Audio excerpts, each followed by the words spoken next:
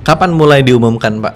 Nah, kemarin sudah kita umumkan, Ya. targetnya nanti bulan Juni mereka sudah bisa melakukan proses untuk rekrutmen ini.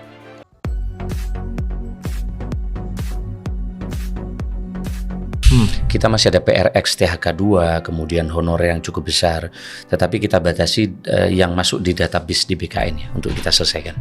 Okay. Nah, di tengah penyelesaian honorer, karena mereka ini kan sudah mengabdi, ada yang sudah 15 tahun, ada yang sudah 20 tahun, tapi mereka belum diangkat menjadi P3K. Nah, ini karena memang sengkarut masalah dahulunya ya. Yeah. Ada yang karena sistem rekrutmennya, sementara mereka mengabdi sudah sangat lama. Dan tenaga non ASN ini sangat membantu sebenarnya di pelayanan-pelayanan publik di daerah. Dan ini kita selesaikan dari tahun ke tahun. Tapi kemudian ada keinginan publik yang sangat kuat. Kami ini baru lulus siap mengabdi kepada bangsa dan negara. Kenapa kami nggak diberi kesempatan? Maka kami menghadap kepada Bapak Presiden setelah kita hitung mereka yang pensiun 5 tahun yang lalu dan 5 tahun yang akan datang, maka ketemulah total 2,3 juta. 2,3 Di sini juta. ada 1,8 yang non ASN kita selesaikan dan ada 600.000 untuk fresh graduate. Ini kesempatan bagi anak-anak muda yang baru lulus untuk mengabdi kepada bangsa dan negara. Memang sepertinya menjadi PNS ini apa masih ada yang mau anak-anak kita. Iya. Tapi kemarin dari total 525.000 formasi yang mendaftar 2,9 juta, bayangkan. 2,9 juta. 2,4 juta yang submit. Itu 525.000 formasi tahun kemarin. Meskipun belum terpenuhi semua karena kualifikasinya ada yang memenuhi, ada yang tidak. Okay. Nah, fresh graduate ini kita utamakan ini anak-anak yang punya kemampuan talenta digital. Dengan sistem yang kita siapkan transparan, fair lewat sistem kan. Sehingga tidak ada lagi sekarang istilah orang dalam. Ordal. Nggak bisa lagi.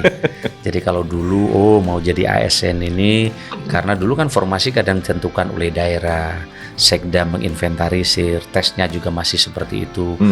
Nah, kalau fresh graduate ini batasannya apa, Pak? Ya, Lulus sama. atau Jadi apa? baru lulus mereka masih fresh. Oke. Dan juga ada ketentuan tertentu. Tapi intinya ini yang membedakan dengan P3K adalah mereka harus pernah mengabdi.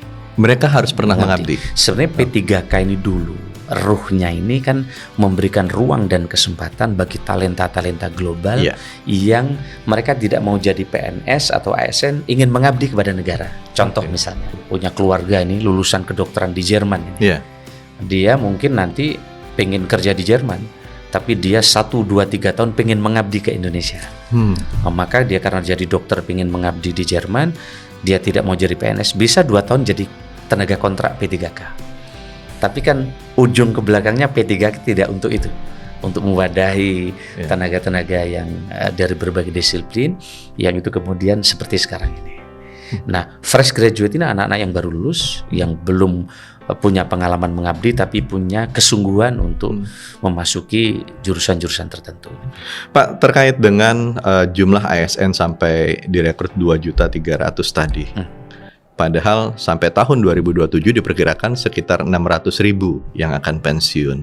Kenapa bisa sampai sebesar itu? Apakah ada akumulasi dari tahun sebelumnya? Jadi begini, yang 1,8 itu telah bekerja sekarang, bukan baru.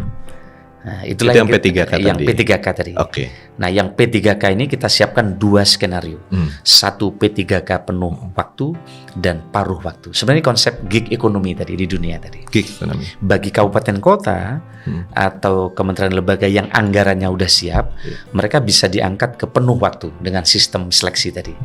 Tapi bagi kabupaten kota yang anggarannya belum siap, dia tetap bisa bekerja di situ tanpa harus ada pembengkakan anggaran, ada pengurangan pendapatan, berarti dia statusnya berubah P3K paruh waktu. Jadi 1,8 itu memang sekarang telah bekerja, tinggal merubah status saja. Nah, yang 600.000 memang fresh graduate karena kita hitung mereka yang sudah pensiun dan yang akan pensiun sampai 2027. Yang 600.000 itu? Iya. Nah, kita mengadakan ujian kira-kira bulan Oktober-November, maka tidak ada kesempatan lagi. Sekarang di awal sehingga nanti jika tidak terpenuhi masih ada kesempatan untuk bisa memulai. Tapi dengan posisi yang kosong itu kan, Pak? Istilahnya nggak akan ada berubah dengan untuk posisi lain gitu? Ya, karena makanya kenapa ini agak lambat. Kita sesuaikan terus antara formasi yang disiapkan, diusulkan oleh kementerian lembaga dan pemerintah daerah. Tahun ini kami membuat keputusan agak berbeda dibandingin tahun kemarin. Tahun kemarin formasi kita rigid dari Jakarta.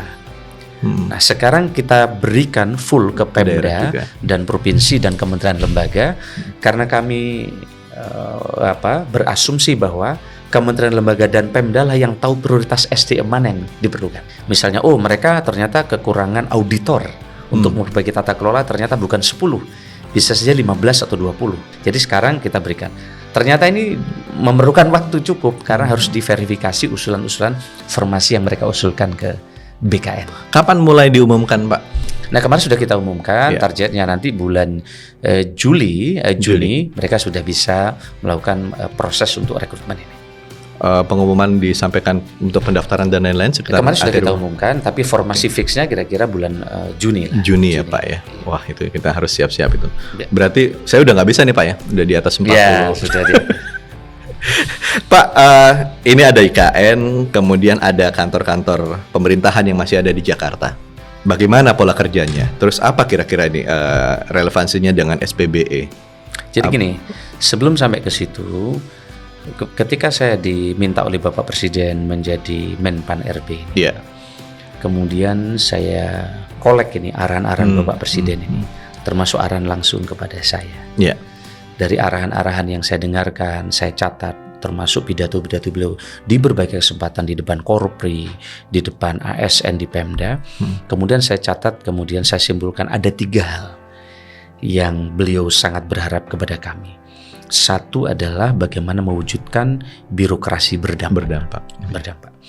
Karena banyak sekali kesibukan birokrasi ini, tapi tidak berdampak kepada masyarakat.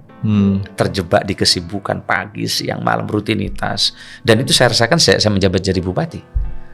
Orang banyak berangkat ke kantor absen, ternyata di belakang kantor main bulu tangkis, main tenis meja. Itu dulu. Tapi jadi ada sukses story Bapak ini di Banyuwangi? Iya, di awal-awal. Saya kira hampir dulu ya. Tapi sekarang kan tidak ditemukan lagi itu. Jadi kesibukan ASN ini kadang terjebak di rutinitas. Bahkan target mingguan apa, target bulan apa. Nah, Presiden nggak mau lagi ini. Jadi harus berdampak. Setiap kesibukan harus berdampak. Yang kedua, beliau berharap ini bukan lagi tumpukan kertas. Kadang terlalu banyak laporan, tapi impact-nya ke rakyat tidak banyak. Yang ketiga harus lincah. Nah, untuk menempuh ini, salah satu proses bisnisnya ini yang membuat di kantor Kemenpan RB. Nah, maka begitu kami masuk, kami rombak sistem penilaian reformasi birokrasi tadi. Pak, kita ke IKN ini Pak. Katanya ada tenaga khusus, ASN khusus buat IKN. Apa khususnya Pak? Iya, jadi kami diminta oleh pemerintah, oleh Pak Presiden untuk menyiapkan persiapan pemindahan ASN ke IKN.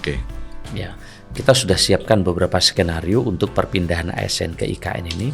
Maka muncullah dari skenario 11.000, 14.000, 6.000, dan kemudian muncul nanti kita sesuaikan dengan hunian yang siap di sana. Jadi kita sudah siapkan skenario secara komprehensif dari perpindahan ASN ke IKN. Dengan berbagai insentif yang disiapkan. Pak, ini kan sebetulnya orang jadi PNS juga, itu saya agak tricky juga gitu kan Pak. Jadi ketika udah nggak apa-apa saya masuk dulu nanti pindah belakangan. Toh ada undang-undang ASN gitu kan, yang sifatnya liquid, orang ASN itu bisa pindah kemana saja begitu. Untuk menjaga supaya mereka tidak keluar dari KN, apa yang dilakukan? Ya, kita siapkan berbagai persyaratan. Mereka tidak boleh pindah. Selama berapa tahun atau selama 10 tahun? 10 tahun. Ya, mereka tidak boleh pindah sementara. Nanti kita lihat berikutnya. Dan mereka juga disiapkan. Saya kira ini kan orang membayangkan ke IKN itu sesuatu yang jauh dari yang mereka bayangkan. Tetapi kalau kita lihat kemarin ada anak-anak muda yang membantu Kementerian PU di IKN. Ini kan ada banyak talenta muda yang membantu tim PU di IKN sekarang. Mereka sebagian dari Pak Menteri PU mereka nggak mau dikembalikan ke Jakarta. Oh ya? Iya, karena mereka di sana menemukan ekosistem yang baru yang di luar mereka yang bayangkan. Kalau di Jakarta mungkin dia dari Bekasi, dari Bogor harus bersesak-sesakan, kena macet dan seterusnya. Dia di sana ternyata menemukan atmosfer yang hijau dan di sana menemukan sistem yang mungkin nyaman, apalagi nanti akan ada sekolah-sekolah internasional dibangun di sana. Apa akan dicari? Nah, sementara sekarang banyak orang-orang di dunia mencari ketenangan dengan kesejukan dan kenyamanan, dengan oksigen yang cukup. Apalagi nanti di IKN itu seluruh mobil yang masuk harus mobil listrik yang memang tidak polutif. Dan ini menurut saya sebuah mimpi dari berbagai negara bagaimana mewujudkan kota yang hijau, yang tidak polutif, yang ini betul-betul baru dipersiapkan.